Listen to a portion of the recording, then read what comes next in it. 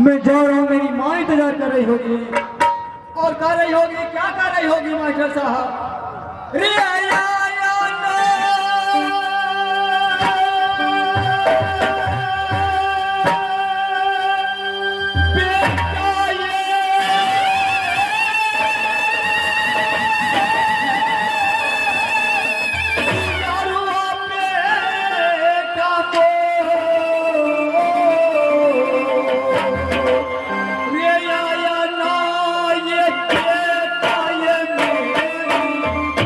Oh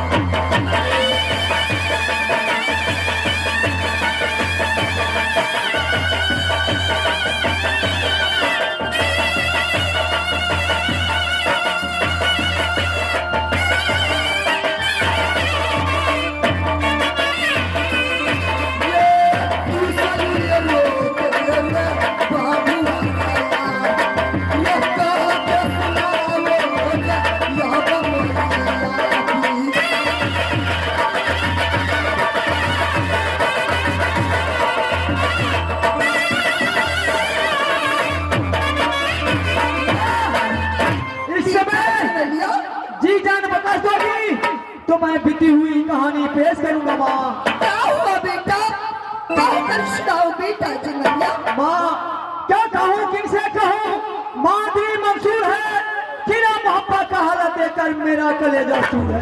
बेटा जनैया छुप छुप के दिल ले लिया, ऐसा दिलावर कौन है पता नहीं चल रहा है बेटा जनी, तेरे दिल के अंदर बातें ऐसी कौन है? माँ क्योंकि पिता के आदेश दिए कि तुम दोनों भाई जाओ स्कूल में पढ़ने के लिए। सुन रहे हो माँ?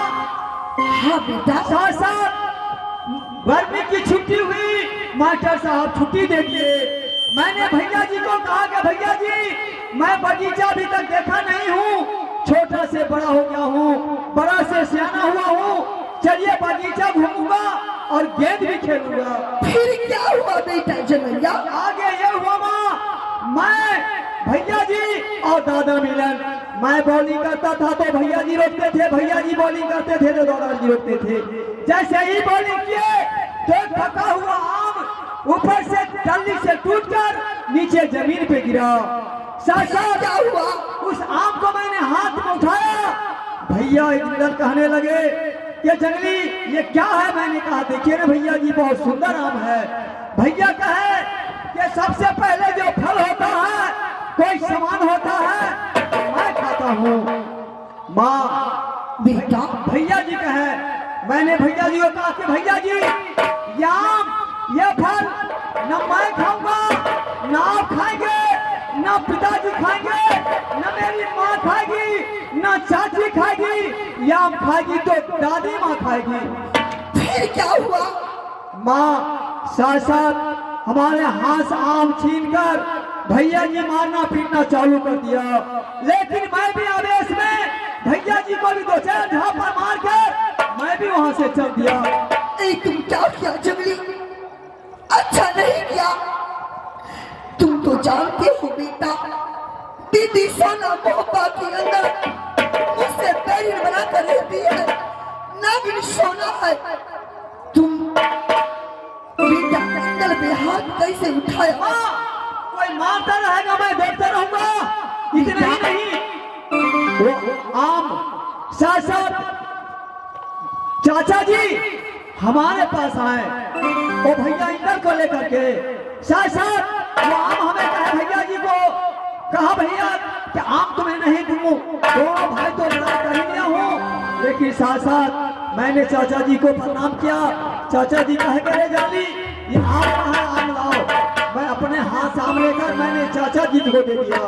साथ साथ वो चाचा जी आम लेकर वो अपने बेटे इंदल को आम दे दिया, और मैं खड़ा खड़ा मुंह देख रहा था, आधा काट कर नहीं दिया, छिलका तक नहीं दिया कि मैं खा लूं। क्या तुझे छिलका तक नहीं दिया? नहीं माँ, और इतना ही नहीं, हमें पैर से जूते निकाल कर और चापी कोरा से हमें चाचा जी देखो कौन है, अभी तक मेरे बदन पर निशानी है माँ।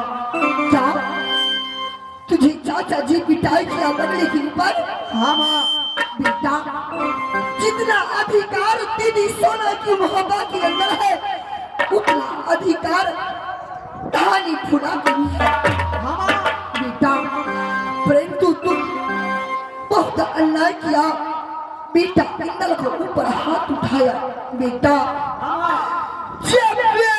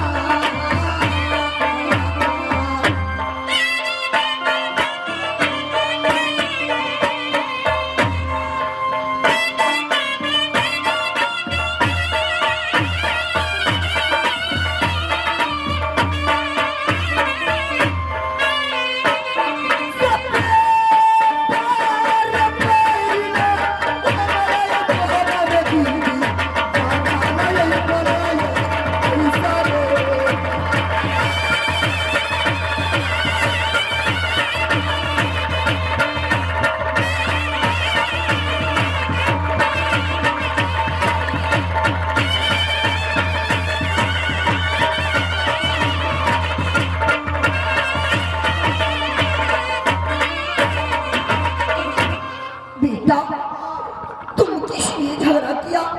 चलो मेरी महल के अंदर सुंदर सी भोजन बनाकर मेरी दासी रखी है, चलो खाना बेटा।